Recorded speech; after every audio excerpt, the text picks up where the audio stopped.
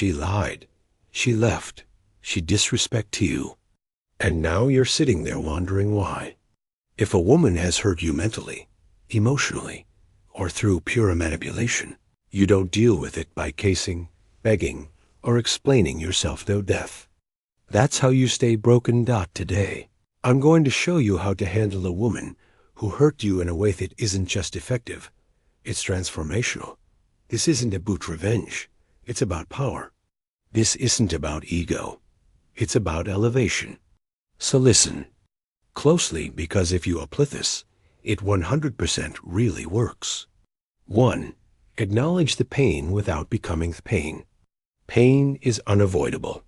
Whether it comes from betrayal, rejection, or manipulation, it walks into your life and invades it and leaves a mess behind. But there's a difference between feeling pain and becoming the pain. Too many men step 1. Acknowledge the pain without becoming. The pain take the wound and start wearing it as an identity. They begin living through the filter of what happened to them, letting the hurt dictate how they see themselves. That's how you get stuck. You have every right to feel what you feel. You're not weak for admitting you're hurt. But once you start rehearsing the pain every day, telling yourself the same story over and over, you're not feeling.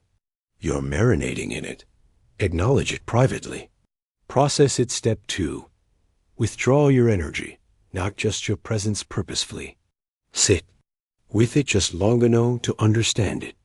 Not long enough to let it define you. If you try to bury it, it will resurface later, often uglier than before. The goal here isn't to pretend nothing happened. It's to own your emotions without letting them own you. Emotional awareness isn't weakness. It's control. You start to see where your boundaries were too loose, where AO ignored your intuition, and where AO handed over too much power. When you process pain with clarity, it becomes a tiger. When you hold on to it as your identity, it becomes a prison. And you were never meant to be a prisoner. 2. Withdraw your energy, not just your presence. Anyone can block her number, delete her from social media, or walk away physically. But if she's still in your head, if your thoughts still orbit around her, you haven't actually left. Energy is the real currency in relationships. As long as you're mentally investing in her, checking her socials, replaying old conversations, wondering if she's thinking about you, you're still paying her in emotional attention. And that's the most expensive thing you can give. Withdrawing energy means cutting off that invisible connection.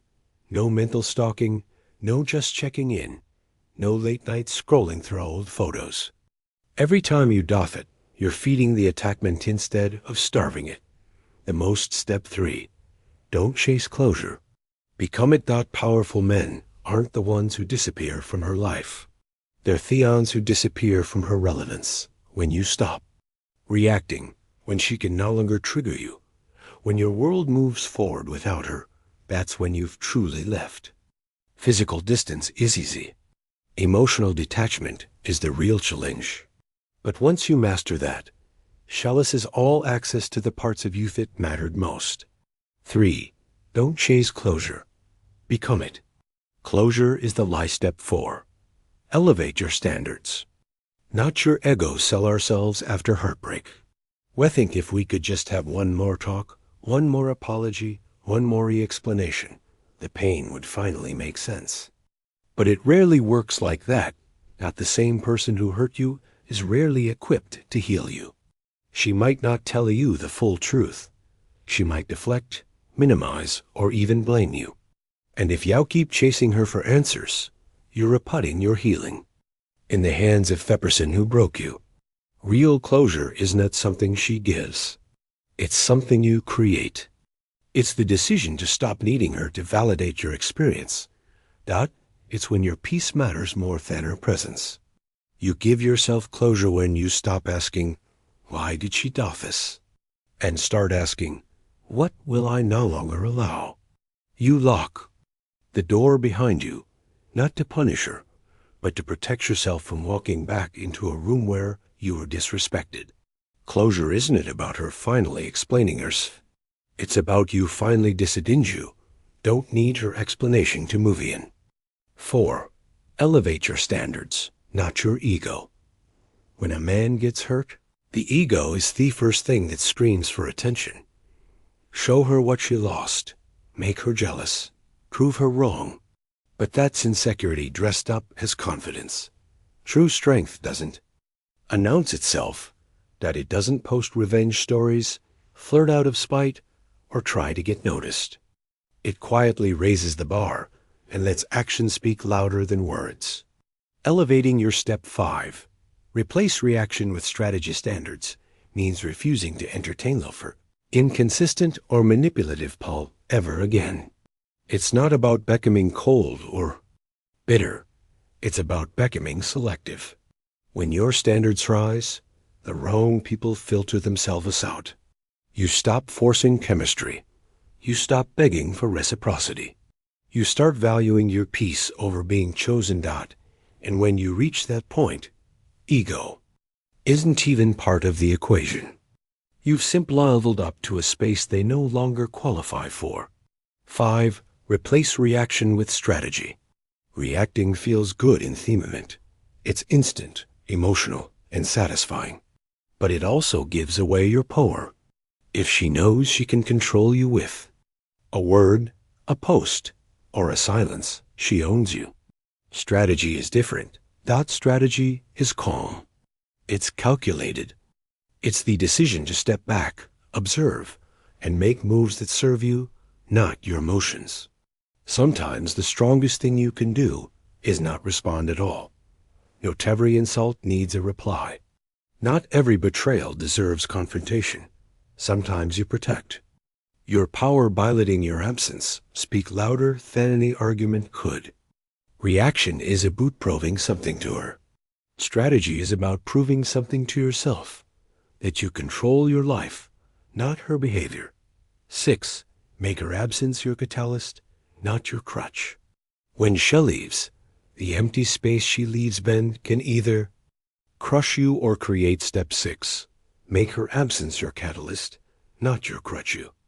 Most men use it as an excuse to hospital. High-value men use it as fuel. Her absence is not the end. It's the beginning of your transformation. You can fill that space with bitterness, or you can fill it with discipline, purpose, and growth. Go harder. At the game, focus sharper on your career.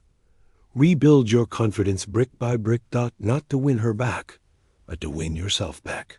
The version of you that tolerated step 7, live like she never happened and is gone. The version of you that's rising now doesn't even live in the same emotional world. 7. Live like she never happened. The ultimate power move isn't revenge. It's irrelevance. It's building a life so rich, so purpose-driven that her name doesn't even cross your mind anymore.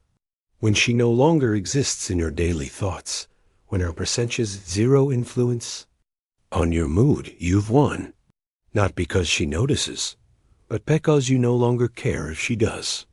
This isn't about pretending she didn't hurt you. It's about creating a reality where her chapter in your life is just that, a chapter, not the whole book. And the rest of your story, that's where the real greatness begins. Listen, the way you handle a woman who hurts you says more about your strength than the hurt itself. You're not here to prove anything to her. You're here to prove something to yourself. That no matter who walks away, you stay whole. Withdraw your energy. Stop chasing closure. Raise your standards, move with strategy, and make her absence the reason you rise, not the excuse you fall. If you felt this, if it hit you somewhere deep, share it with a brother who needs to hear it. And if you're ready for more unapologetic truths about relationships, mindset, and power, subscribe to Be Masculine and turn on all notifications, because the next level of you, it's already waiting. You just have to show up for.